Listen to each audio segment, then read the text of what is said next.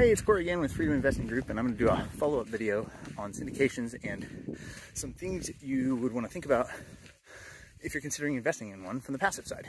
So what this means is you're giving someone money, along with presumably other people, to pool to buy an investment. One of the great things about this type of investing is it's passive for you. You give them the money, you don't have to do anything else, and assuming the investment goes as planned, you just collect checks. It's that simple. It's sort of like buying a stock or something. Maybe there's a little more thought into it, which I'll get into in a second, but it is passive. One of the big drawbacks is that it's passive. You have no control, no say. That's why it's passive. You're not the one doing the work. You're not the one running the investment. So one of the most important things is that you trust the person you are giving your money to.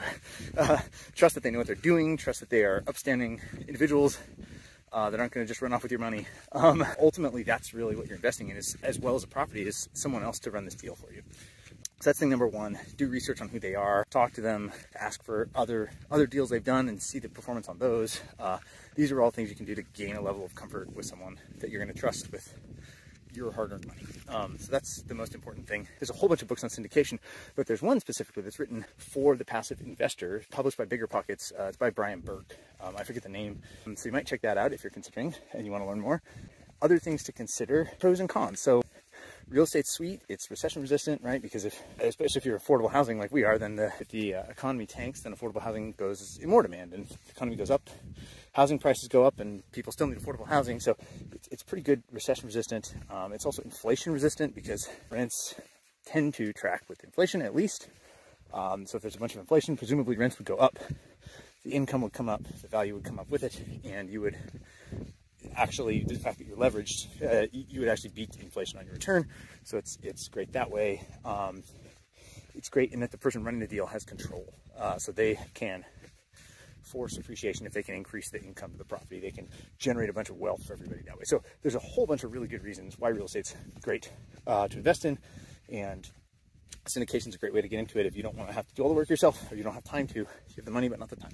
One other big downside to investing in syndications versus other investments like stocks, I think your potential returns are a lot more, but it's very illiquid. And different kinds of syndications might be more or less liquid than others, but effectively, if you pull a bunch of money with people to buy one single property, you can't really pull your money out, because to get your money out, they would have to sell the property, which is not just yours, it's everybody's, right? So the money could be there for a while. So you always want to ask, what's the duration?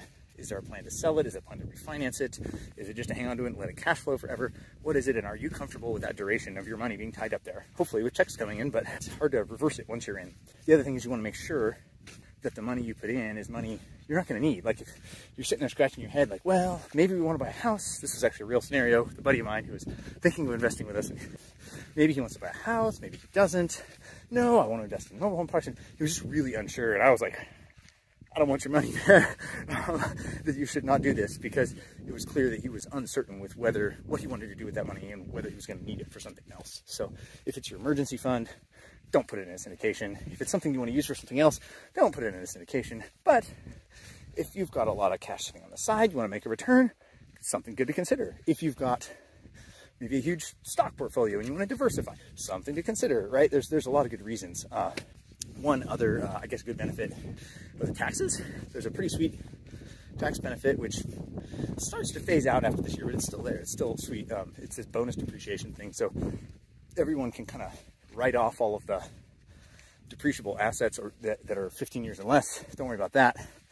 But year one, and I think next year it's like they phase it out somehow. So it's like a significant portion, but maybe it's not all.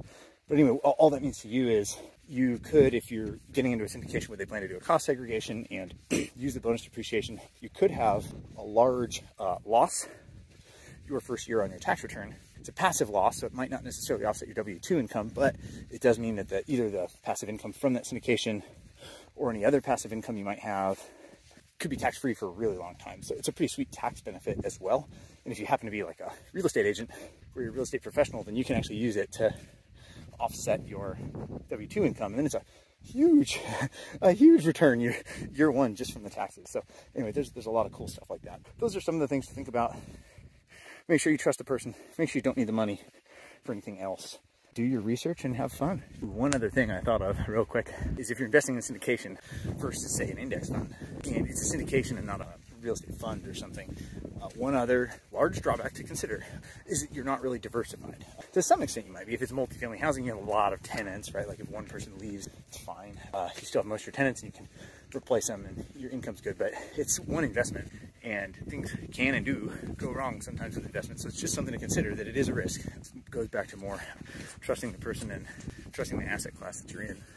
But so if syndications are something you're thinking you might want to do, you probably don't want to put like your entire investment fund into one syndication. You probably want to spread it across a few syndications or a few different asset classes or something to get yourself some diversification. That's for safety's sake.